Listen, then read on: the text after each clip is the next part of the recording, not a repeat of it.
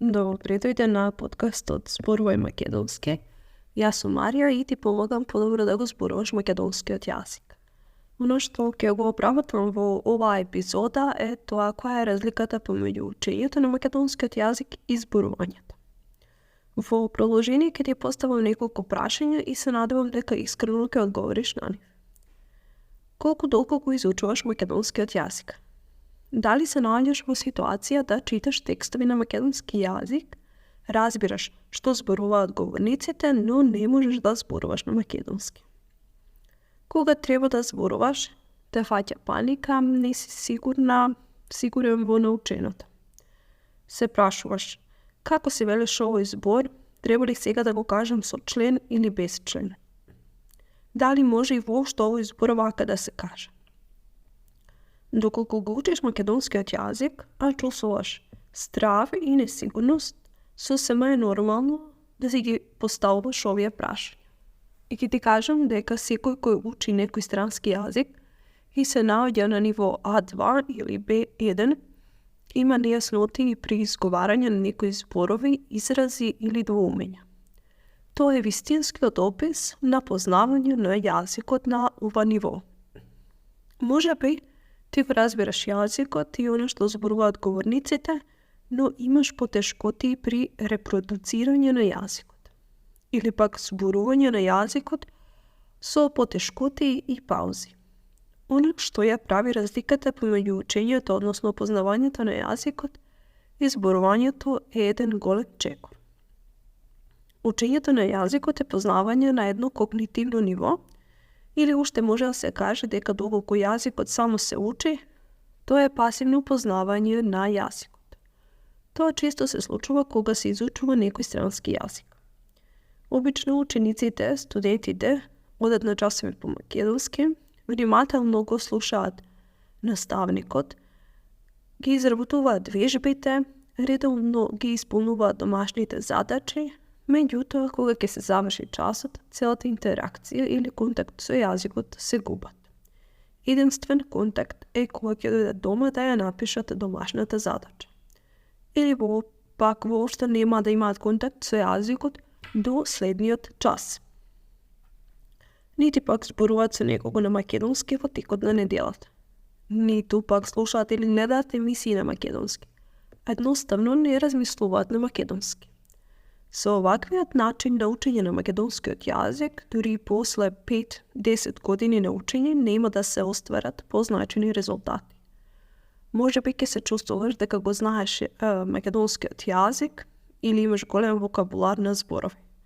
Но од искуство ќе ти кажам дека тешко ќе можеш да оствариш комуникација со некој кој зборува македонски да зборуваш течно, без паузи, потешкоти или премислување како се велеше баш тој израз или збор.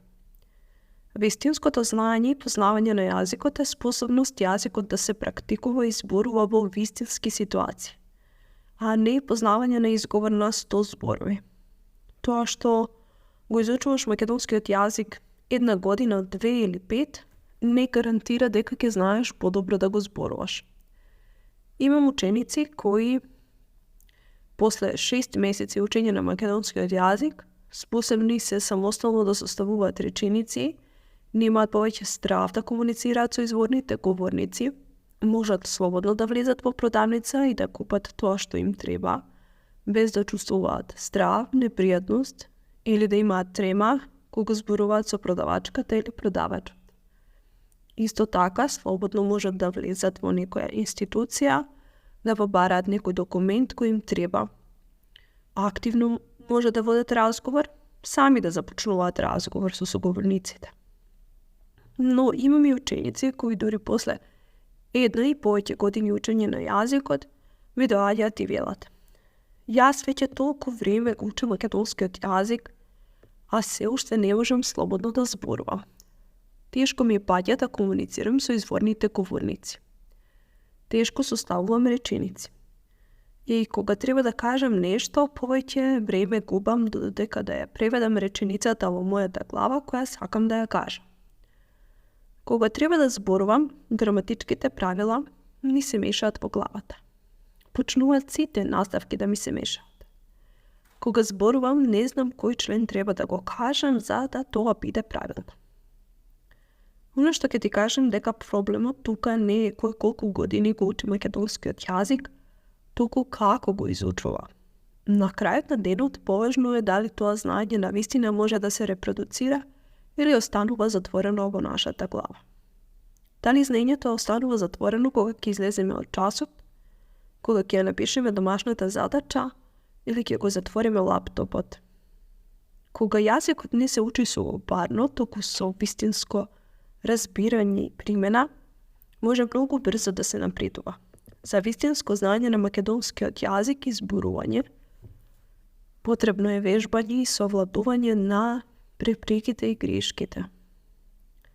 За да можеш да го зборуваш македонскиот јазик, ќе ти кажам дека не е потребно да се мачиш себе си и многу години да вложуваш да одиш на часови за да научиш да зборуваш течно и убаво. А оно што навистина ќе ти помогне подобро да го зборуваш македонскиот јазик е самото зборување, но со вистински изворни говорници во вистински животни ситуации и со истовремена поддршка на тој пат. Сето тоа ќе ти помогне да не чувствуваш страв, срам или неприфатеност кога ќе направиш некоја грешка.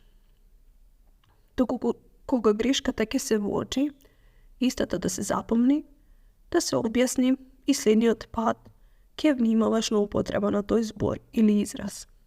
Но не е страшно и ако истата грешка ќе се повтори. Повторно ќе се исправиш и ќе продолжиш понатаму.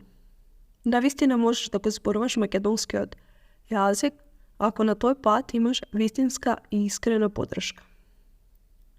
Доколку сакаш јас да ти бидам поддршката при совладување и подобро изучување на македонскиот јазик, со цел подобро зборување, кликни на линковите кои се наоѓаат во описот на оваа епизода и там ќе ги најдеш сите информации. Те поздравувам до следното слушање.